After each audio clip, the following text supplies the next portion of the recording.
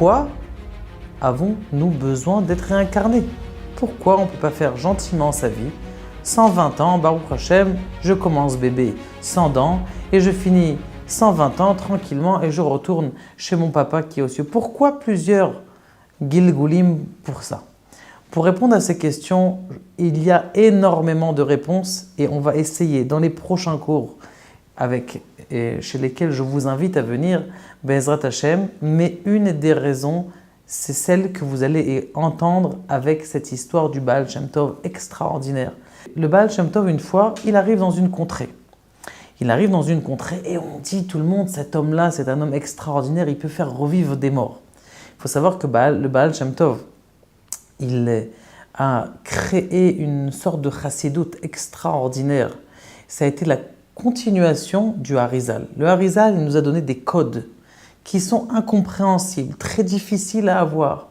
Le Baal Shem Tov, il a amené cette explication de tout ce que c'est le Harizal, il a transformé la Kabbalah pure et très moufchetet. En hébreu, le mot moufchat, ça veut dire très théorique en quelque chose qui est pratique pour tous les jours, le transformer en midot, le transformer en façon de se comporter. Le Baal Shem Tov arrive dans cette ville et bien sûr les gens viennent voir le grand Mekoubal qui arrive, tous les gens qui ont des questions veulent venir, il y a un enfant, des parents qui viennent avec leur enfant très mignon, mais le problème c'est que cet enfant il fait du bruit, il pleure, ouah, ouah, ouah, toute la journée il pleure du matin jusqu'au soir, il a 9 mois, du matin jusqu'au soir il pleure. Et Bono Shalom, les parents ils ont été voir le docteur. Le docteur, qu'est-ce qui se passe? Il ne sait pas quoi dire, donnez-lui celui-là, il ne sait pas. Ils arrivent voir le Baal Shem Tov. Monsieur le Baal Shem Tov, on a une question, on souffre énormément, nous sommes très contents. Ce n'est pas notre premier enfant, on a eu déjà des enfants avant, mais ils n'ont pas pleuré comme ça. Est-ce que vous n'avez pas un conseil à nous donner? Quelque chose qui va faire en sorte que, Be'ezrat Hashem, eh bien, on va pouvoir avoir un salut, pouvoir dormir la nuit bien sur ses deux oreilles, sans que notre enfant, toutes les quarts d'heure nous réveille, toutes les demi-heures nous réveille. Le Baal Shem Tov s'arrête, il réfléchit un petit peu, il voit son shamash. Tu as un robe sur toi? Bien sûr. Va m'acheter, s'il te plaît. Avec ce robe que tu as sur toi, tu vas m'acheter un morceau de pain. Très bien. Il va chercher tout de suite, il court, il achète un morceau de pain. Le Baal Shem Tov donne ce morceau de pain à l'enfant. L'enfant, bizarrement, on sent un certain calme qui arrive chez l'enfant. Bizarre. C'est la première fois que je vois ça. Les parents, ils regardent. C'est la première fois que je vois ça. Extraordinaire. Je vous fais une petite parenthèse, puisque c'est vrai qu'il y a le Baal Shem Tov, mais une histoire que j'ai entendue cette semaine, j'étais invité à la table de Shabbat. Une fille extraordinaire, eh bien, on va la nommer un nom qui s'appelle Anaya. Vous comprenez que le nom, ce n'est pas un nom très, on va dire, un nom qui est très Torah, mais bon, c'est un nom comme un autre. Ils ont décidé de le donner, ils n'ont pas posé de questions au rabbanim, et cet enfant-là, il pleure, bébé-là, il pleure. Elle pleure comme ça pendant 3 mois. Au bout de 3 mois, les parents, ils n'en peuvent plus. Le papa, il s'est dit, j'ai des amis chez les Mekoubalim à Bethel, je vais aller leur demander. Il va voir le Rav de Bethel, et qu'est-ce qu'il lui dit? Il dit, écoute, comment elle s'appelle? Il lui a dit, voilà le nom, Anaya. Il lui dit, écoute, c'est la Parashat maintenant, quand est-ce qu'elle est née? Parashat Béchalach, il y a des beaux noms dans Parashat Béchalach. Viens, on change le nom. Eh bien, Ezrat Hashem, peut-être ça va aller. Qu'est-ce que tu penses? Il y a Shira, il y a Myriam, il y a... Il lui dit, écoute, j'ai pensé Shira, c'est beau. Très bien, j'accepte Shira. On va faire monter à la Torah, il faut monter. Misheberach avotenu, imotenu Sarah Rivka, Rahel, Velea, ou Yevarech et Ayalda Anima, Veikara Shema Be'Israël, Shira, Baruch Hashem. Lui, il est là-bas, il est content, et il sort de la yeshiva, il va voir sa femme. Il lui dit, écoute, je regardais ma fille, je regardais ma femme. Et c'est la première fois que j'ai vu ma fille pendant les 3 mois sourire. Et c'est la première fois qu'elle a ouvert les mains. Alors que tout le temps, elle avait ses mains qui étaient serrées comme ça, serrées, et pleurant, et le visage comme ça, saugrenu, comme on dit, ce visage terne. C'est la première fois que je vois ma fille de 3 mois en train de rigoler. Elle s'appelle Adayom Shira, Be'ezrat Hashem, que Kadosh Baruch Hu aide toute la famille Be'ezrat Hashem. Donc maintenant, je reviens à l'histoire du Baal Shem Tov. Et le Baal Shem Tov, il donne un morceau de pain. Et le garçon, il est calme, extraordinaire, très content, magnifique. Ce qui se passe, c'est qu'ils rentrent chez eux à la maison, ils sont contents. L'enfant, comme on dit en anglais, awed, il se remet à pleurer. Eh bien, ce qui se passe, c'est que ils arrivent, ils reviennent voir le Baal Shem Tov, il est encore là, il reste là. Baal Shem Tov, dites-nous ce qui se passe. Il dit à son shamash, qu'est-ce que tu as fait avec? Il restait de la monnaie. Il dit, oui, il restait de la monnaie. Non. L'argent que je t'ai donné, je veux que tu donnes entièrement l'argent pour acheter du pain et tu achètes tout avec cette pièce-là. Tu ne bouges pas de la pièce. Très bien, il va acheter une baguette un peu plus grande. Il revient, il donne à l'enfant, extraordinaire. Alors qu'il venait chez le Baal Shem Tov en pleurant, eh bien, il est reparti avec le sourire aux lèvres. Il arrive chez eux à la maison, les parents ils sont contents, ils sont heureux, ils sont magnifiques, les parents ils sont joyeux. Malheureusement, drame. Quelques heures plus tard, on essaye de réveiller l'enfant et l'enfant ne se réveille pas. Ils essayent de le secouer, l'enfant ne se réveille pas. Mais ils ont entendu que le Baal Shem Tov faisait revivre les morts, ils ont entendu ça. Ils retournent vers le Baal Shem Tov. Baal Shem Tov, le pain que vous avez donné, il a été empoisonné, qu'est-ce qui se passe? Il dit attendez. Avant de commencer, je veux vous raconter une histoire. Pas de problème, il était une fois, il y a quelques années, pas longtemps, un roi et une reine. Ils n'avaient pas d'enfants, non juifs, ils n'avaient pas d'enfants. Et la reine, un beau jour, alors qu'elle était déjà à un âge assez avancé, elle dit à son mari, c'est quoi ça? Tu n'as même pas voulu avoir d'enfants, regarde, on part sans enfants, qui va devenir prince? Qui va suivre le royaume? Dis-moi, qu'est-ce qui va se passer? Elle dit, mais qu'est-ce que tu veux que je fasse? Peut-être c'est de moi, peut-être c'est de toi. Qui me dit qu'on n'a pas d'enfants? Je dis, mais si j'étais marié avec mon père, ça fait longtemps que j'aurais eu. Je dis, mais qu'est-ce qu'il aurait fait ton père? Ben, mon père, tu sais ce qu'il aurait fait? Il aurait été gozer, c'est-à-dire qu'il aurait décrété à tous les juifs l'exil et la Shoah si la reine n'a pas un enfant. Elle dit, ben, il n'y a pas de problème. Il sort le décret, il amène les conseillers, je décrète un exil et le meurtre de 10 000 juifs si je n'ai pas d'enfant. Bien sûr, les juifs, le seul moyen qu'ils ont, c'est le livre de prière. Ils prennent leur livre de prière et ils commencent à prier. Hachem donne à cette femme de plus de 50 ans un bébé. Et ils prient. Akadosh Baruch Hu enomo es betfilat rabim. Si vous avez besoin un jour qu'une prière elle soit écoutée, allez au Bet HaKnesset. Parce que quand c'est une communauté qui prie, ça a une force beaucoup plus grande que quand quelqu'un est pris chez lui tout seul à la maison. Et bien sûr, tout le monde a prié. Et 1 an plus tard, cette maman magnifique, elle est enceinte. Le royaume est en émoi. Tout le monde sont contents, heureux, extraordinaire, génial, magnifique, sensationnel. Continuez les adjectifs si vous voulez à la maison. Eh bien, ce qui s'est passé, c'est que puisque cet enfant il est né avec beaucoup de prières, eh bien, il avait une intelligence surdouée. Combien de juifs ont prié?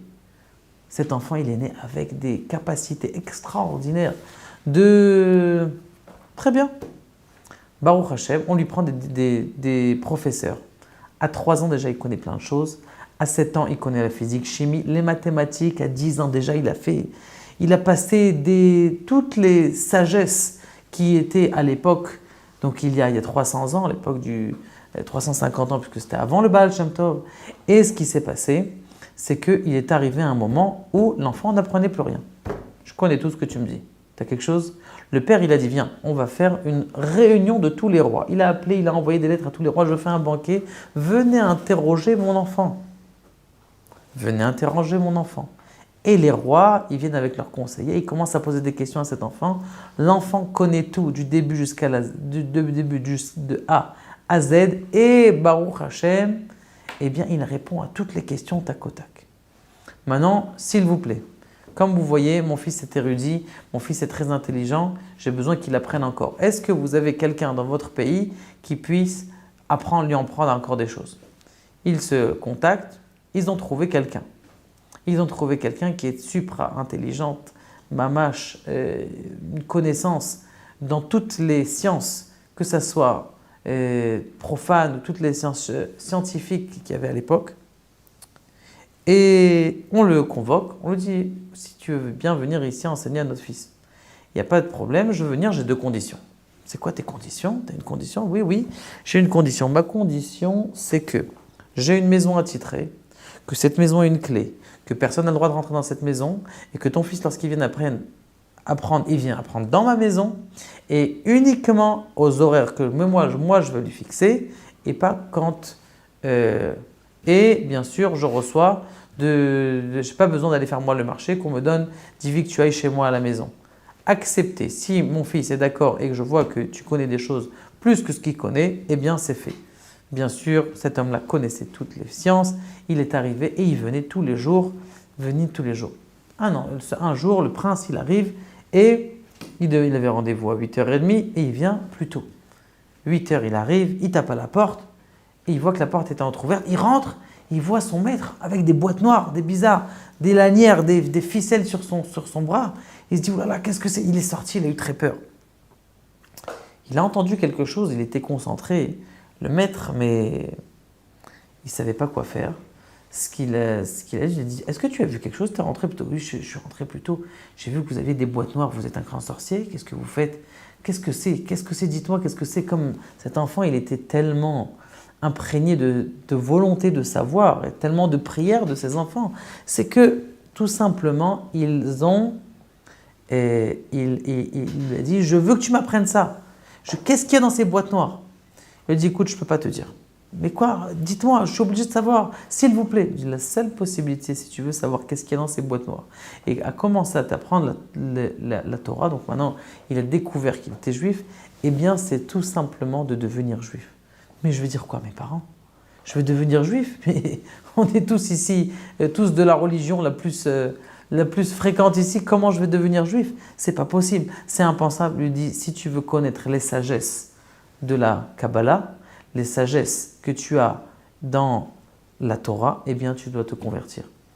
Bon, venez, on goûte un petit peu. Il lui fait goûter un petit peu à la ronde. Et cet homme-là, il dit, ça, là j'ai trouvé. J'ai appris toutes les chimies, toute la physique, toute la quantique, toutes les sciences du monde, l'histoire-géographie. Mais ça, je n'ai pas encore découvert. C'est quelque chose d'extraordinaire, je veux apprendre. Il dit, mais qu'est-ce qu'on peut faire? De parler à mes parents, c'est inimaginable. N'essayez même pas de penser. Bon, il lui dit, écoute, on va organiser une fuite. Est-ce que tu es prêt? Est-ce que tu veux te convertir? Il lui dit, oui, je veux me convertir, je suis prêt. Tu es prêt à abandonner tes parents qui t'ont tout donné? Je suis prêt à abandonner mes parents qui m'ont tout donné. On y va. On crée la fuite, nous allons aller et je vais t'amener chez mon maître à moi qui m'a appris. Et là-bas, tu vas pouvoir apprendre. Ce qui s'est passé, c'est qu'ils sont partis, ils sont rentrés dans une maison. Dans cette maison, ils disent aux gardes, reste à l'extérieur, vous devez rester à l'extérieur. Bien sûr, dans cette maison, il y avait un souterrain. Ils sortent de ce souterrain, ils sortent autre part et ils ont déjà passé des kilomètres et des kilomètres. Cet enfant s'est volatilisé dans l'air. Les parents ont disparu. Les parents ont fait le deuil de leur fils. Et ce qui s'est passé, c'est que lui, il a pu être heureux de connaître les secrets de la Kabbalah et le secret de la Torah. L'histoire n'est pas finie. Le Baal Shem Tov continue à expliquer. Les parents, ils viennent perdre leur enfant, et leur enfant ne respire pas, ils veulent qu'ils le fassent revivre, c'est ça leur intérêt. Il leur a dit, c'est pas fini. Cet homme-là a appris les secrets de la Kabbalah. C'est un grand chacham. Son maître voulait lui apprendre des choses, il a arrêté, mais il lui a donné encore.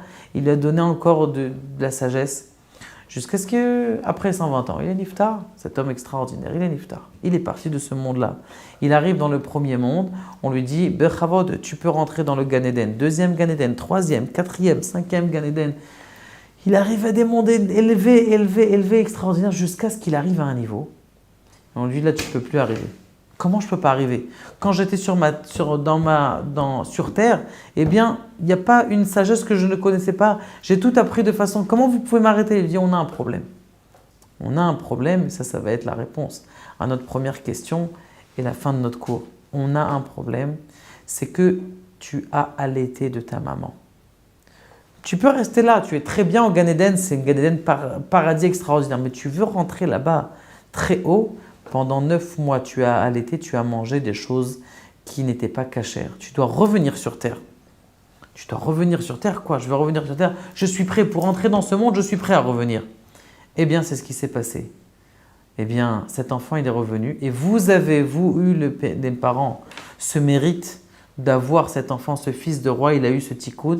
Et c'est pour ça qu'au moment où il a mangé du pain, eh bien, c'était son moment maintenant où il avait fini. C'était pour savoir est-ce qu'il avait fini maintenant dans son ancien Gilgoul d'allaiter sa mère.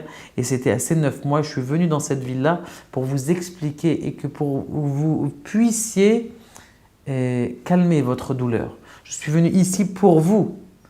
Parce que je savais que vous allez avoir ce traumatisme, cet enfant, déjà je savais qu'il allait partir et c'est la raison pour laquelle je suis venu pour vous expliquer ça. Je ne pourrais pas expliquer votre douleur, je ne pourrais pas calmer votre douleur, mais au moins sachez que vous avez amené dans ce monde-là un enfant qui grâce à vous maintenant il va accéder à des niveaux extraordinaires dans les mondes supérieurs. Et ça c'est la première réponse. Une des raisons pour laquelle quelqu'un revient en Gilgoul, c'est tout simplement, même si c'est un Chacham Shalem, un sage qui est extraordinaire, eh bien il va pouvoir s'élever et monter de plus en plus haut.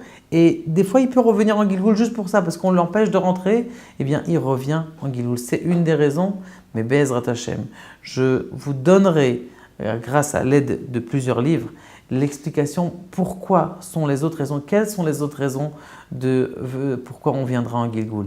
Maintenant, tout ça, ça nous sert à quoi? C'est de rentrer, mes chers amis, ces histoires dans notre cœur, au plus profond de notre cœur. Et quand on a des petits accrochages avec les gens, avec votre épouse, de savoir, peut-être c'est du Gilgoul d'avant, et de dire, Be'ezrat Hashem, c'est ça que je dois vivre. Ah, pourquoi il m'a fait arriver là-bas? Voilà, je suis arrivé un petit peu en retard. Ça, c'est peut-être une explication. Tu dois te renforcer en Emouna. Peut-être que tu as fait toi attendre une fois, un jour, quelqu'un. Et peut-être que tu veux arriver. Et c'est pour ça que des fois, on revient en Gilgoul et on doit être que content. Rappelez-vous, mes chers amis, Gilgoul, Gematria 72 Imakolel et Chesed, c'est Gematria 72. Qu'Akadosh Baruch Hu nous aide à nous renforcer dans notre Emouna qu'on a tellement besoin. Et c'est justement lorsque Be'ezrat Hashem, par ça qu'on a commencé, le Mashiach viendra quand on aura défini et terminé que toutes les Neshamot elles reviennent dans les corps et alors là le Mashiach se dévoilera. Baruch Adonai Le'olam Amen Amen.